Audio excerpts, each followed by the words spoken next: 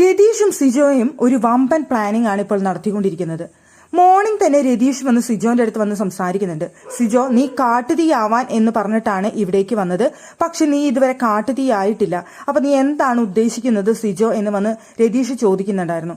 അപ്പൊ സിജോ അവിടെ നിന്ന് കാര്യങ്ങളൊക്കെ പറയുമ്പോൾ രതീഷ് പറയുന്നുണ്ട്, നിനക്ക് കാട്ടുതീ ആവണമെന്ന് ആഗ്രഹമുണ്ട്, പക്ഷേ ഇവിടുത്തെ സിറ്റുവേഷൻ നിനക്ക് അതിനെ വഴിയൊരുക്കുന്നില്ല. ഇവിടെ എല്ലാവരും സേഫ് ഗെയിമേഴ്സ് ആണ്. അവരുടെ അടുത്ത് നിനക്കൊന്നും ചെയ്യാനില്ല. നിനക്ക് കാട്ടുതീ ആവാൻ പറ്റിയ ഒരു ചാൻസ് നിനക്ക് കിട്ടുന്നില്ല. അതുകൊണ്ട് തന്നെ നമുക്കൊരു ഫൈറ്റ് പ്ലാൻ ചെയ്യാം എന്ന് പറയുന്നുണ്ട്. ഒരു പ്രാങ്ക് പോലെ, അല്ലെങ്കിൽ മറ്റുള്ളവർക്ക് എല്ലാവർക്കും നമ്മൾ തമ്മിൽ നല്ല വഴക്കാണെന്ന് തോന്നണം.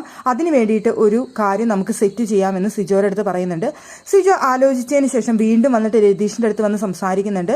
അതിനു മുമ്പ് സിജോ ക്യാമറ നോക്കി പറയുന്നുണ്ട്, ഞങ്ങളിങ്ങനെ ഒരു കാര്യം പ്ലാൻ ചെയ്യുന്നുണ്ട് ബിഗ് ബോസ്. ഇത് സീസൺ 6 വേണ്ടിയിട്ടാണ്, അത് നല്ലതിന് വേണ്ടിയിട്ടാണ്, ഇവിടുത്തെ ഗെയിം ഒന്ന് ചേഞ്ച് ചെയ്യാൻ വേണ്ടിയിട്ടാണെന്നൊക്കെ സിജോ പറഞ്ഞുകൊണ്ടാണ് പിന്നെ വീണ്ടും രതീഷിന്റെ അടുത്ത് വരുന്നത്.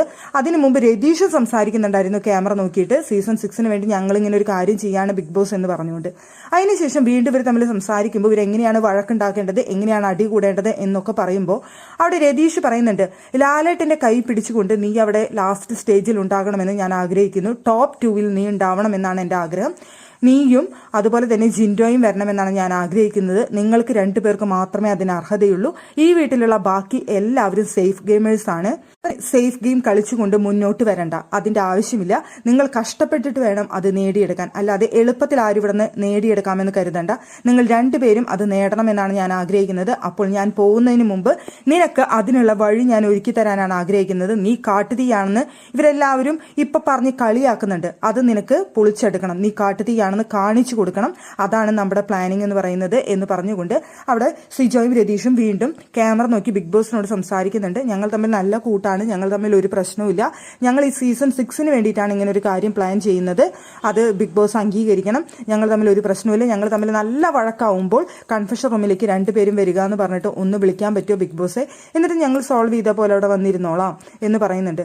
സത്യത്തിൽ ഇത് ഫുൾ പ്ലാനിംഗ് ആണ് ഞങ്ങൾ തമ്മിൽ നടത്തുന്നത് എന്നും ബിഗ് ബോസിനോട് അറിയിക്കുന്നുണ്ട്. എന്തായാലും സിജോയും അവിടെ രതീഷും തമ്മിൽ ഒരു വമ്പൻ കരാർ ഒപ്പിട്ടിരിക്കുകയാണ് വലിയൊരു വഴക്ക് നടത്താനായിട്ട്. ആ വീട്ടിലുള്ള ഗെയിം മുഴുവൻ പൊളിച്ചെടുക്കണമെന്നാണ് രതീഷ് പറയുന്നത്. ഞാൻ പോകുന്നതിന് മുമ്പ് ഇവിടുത്തെ ഗെയിം ചേഞ്ച് ചെയ്യണം. ഇവിടെ കാട്ടുതീ എന്താണെന്ന് കാണിച്ചു കൊടുക്കണം. ഇവിടുത്തെ സേഫ് ഗെയിമേഴ്സിനെ പൊളിച്ചെടുക്കണം. അതിനു വേണ്ടിയിട്ടുള്ള ഗെയിം സെറ്റ് ചെയ്യാണ് സിജോയും രതീഷും ചേർന്ന് ലൈവിൽ.